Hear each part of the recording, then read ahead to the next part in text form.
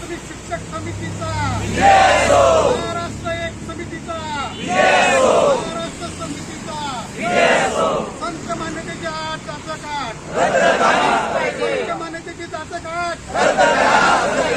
अशैक्षणिक कामाचा बोजा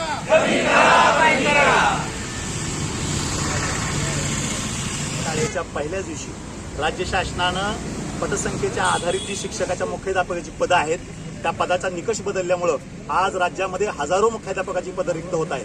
जर जपान सरकार एका मुलीसाठी रेल्वे पाठीत असेल तर या राज्य शासनानं केवळ शिक्षकाची संख्या करून शैक्षणिक धोरणाचा उद्ध्वस्त करण्याचं काम राज्य शासनानं हाती घेतलं आहे. त्याच्या विरोधामध्ये आम्ही आज पहिल्याच दिवशी शाळेच्या ठिकाणी आंदोलनाची भूमिका घेतलेली आहे. त्याचबरोबर आज ड्रेस कोडचा मुद्दा असेल, प्राथमिक शिक्षकावर अविश्वास दाखवण्याचा प्रकार राज्य शासन करत आहे की ड्रेस कोड मधून काय साध्य होणार आहे. त्याचबरोबर गेल्या वर्षी प्राथमिक शाळेच्या मुलांना पहिल्या दिवशी गणवेश मिळत होते, पण आज राज्याची परिस्थिती अशी आहे की राज्यानं एक टेंडर काढलं आणि पहिला गणवेश ते देणार, दुसऱ्या गणवेशाला कापड देणार, कापडाची शिलाई गुरुजी म्हणजे गुरुजींना शिलाई करण्याचं काम ह्या राज्य सरकार माथी मारत आहे.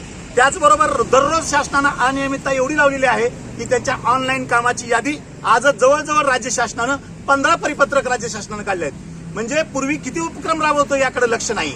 म्हणून जर या राज्य शासनाला गणवेशाची योजना चांगली चालवता येत नसेल तर ही शाळा दत्तक देण्याची योजना कशी चालवणार. यासाठी आमच्या जिल्ह्यामध्ये आमच्या राज्यामध्ये सर्व शिक्षक संघटनेचा या खासगीकरणाला विरोध आहे आणि यापुढे तर चालत राहील. त्यामुळं आम्ही सगळे एकीने म्हणू की या राज्य शासनाचा आम्ही निषेध करू.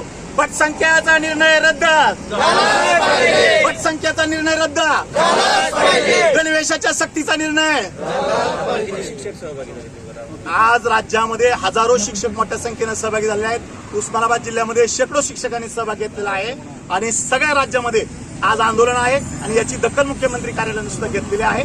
लवकरच आम्हाला निर्णय मिळेल अशी अपेक्षा आहे आणि जर नाही मिळाला तर यापेक्षा तीव्र आंदोलन महाराष्ट्र राज्य प्राथमिक शिक्षक समिती शिक्षकाच्या हितासाठी करेल. कारण राज्यभर आंतरजिल्ह्याचा प्रश्न सुरू आहे, बदल्याचा सुरू आहे, पण आमच्या धाराशिव जिल्हा परिषदेमध्ये केवळ आंतरजिल्हा बदल्या अद्याप केलेल्या नाहीत, जिल्हा अंतर्गत बदल्या केलेल्या नाहीत. त्यामुळे आज गर्तदेत असणारा शिक्षक त्याला नाही, म्हणून धाराशिव जिल्हा परिषदेच्या विरोधात सुद्धा आम्ही आज या ठिकाणी बसलेलो आहोत. त्याचं स्वतंत्र निवेदन आम्ही मीडियाला दिलेलं आहे. या मुख्य कार्यकारी अधिकाऱ्याने अद्यापपर्यंत बदल्या केलेल्या नाहीत. त्यामुळे प्रतीक्षेत असणाऱ्या शिक्षकावर अन्याय होत आहे.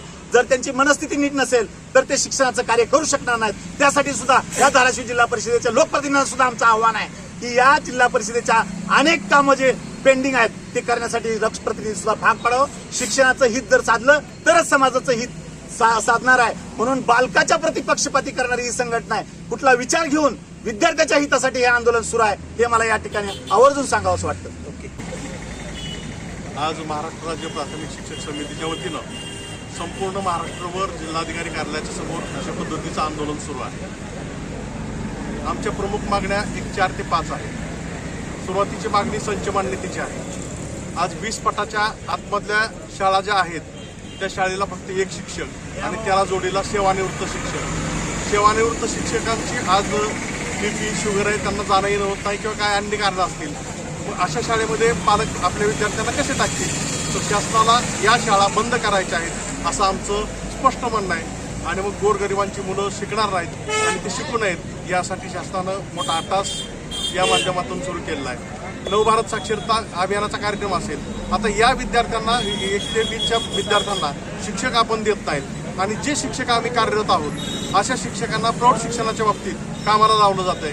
म्हणजे आमची रेग्युलर शिकणारी मुलं रस्त्यावर आणि रस्त्यावरची माणसं त्यांचं उद्बोधन आम्ही करायचं अशा पद्धतीची ही जाचक आठ यांनी घातलेली आहे. आणि संच मान्यता ही चुकीच्या पद्धतीने झालेली. 77 ज्यावेळेस विद्यार्थी संख्या होईल त्यावेळेस 3रा शिक्षक. ग्रामीण भागामध्ये 77 विद्यार्थी होऊ शकत नाही. मग 2 शिक्षकावरती 1 ते 5चे 1 ते 7चे वर्ग जर चालत असतील तर मग अशा शाळेमध्ये कसं पालकांनी आपापल्या विद्यार्थ्यांना शिकवायचं. मग वाडी वस्तीवरची मुलं ही शिक्षणापासून वंचित राहतील आणि केवळ विद्यार्थ्यांच्या या हितासाठीच महाराष्ट्र राज्य प्राथमिक शिक्षक समितीनं आजचं हे आंदोलन उभारलेलं आहे. संपूर्ण महाराष्ट्रभर हे आंदोलन चालू आहे. जिल्हांतर्गत मधल्या आज उमरगा ते परांडा हे जर अंतर आपण पाहिलं तर 200-2.25 किलोमीटर येत आहे. आणि उमरग्याची शिक्षक परांड्याला आहेत, परांड्याची शिक्षक तुळजापूरला आहेत, तुळजापूरची शिक्षक इकडे वाशीला आहेत, भूमला आहेत. 200-150 किलोमीटर अंतर त्यांच्या घरापासून हे दूर आहेत आणि 10-10, 15-15 वर्ष तिकडे ते अडकून बसलेले आहेत. तेव्हा अशा शिक्षकांना न्यायालयीन बाबीचे असतील किंवा या अन्याय झालेले शिक्षक असतील तर अशा शिक्षकांच्याही बदल्या आपल्या जिल्हा परिषदेनं करण्यात याव्यात अशा पद्धतीची मागणी आपण महाराष्ट्र राज्य प्राथमिक शिक्षक समिती आजच्या या आंदोलनाद्वारे करत आहोत.